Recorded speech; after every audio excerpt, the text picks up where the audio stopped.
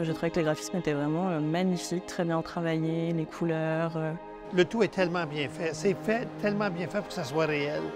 On le fait marcher, on le fait circuler, on le fait voir l'intérieur, les tableaux, l'extérieur, des expériences incroyables, le tout fini avec un feu d'artifice.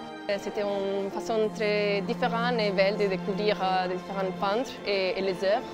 Et ça donne envie, en fait, juste après voir le côté immersif, de voir l'œuvre originelle. Donc c'était très bien. J'ai le cœur encore battant parce que c'est de vraies émotions, notamment au moment de descendre près de la Seine, on a l'impression qu'on y est vraiment et on ne sait pas comment descendre. On est vraiment happé dedans, on est complètement enveloppé dans cet univers-là et on se retrouve dans un Paris d'époque qui est juste stupéfiant. Moi j'ai vraiment eu l'impression de rentrer dans le salon et de passer à côté de Berthe Morisot et de parler avec elle et de le vivre.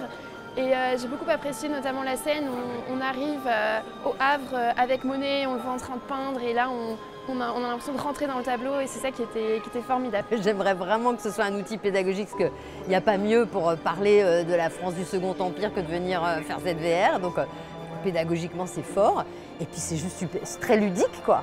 Donc oui, je recommande à fond.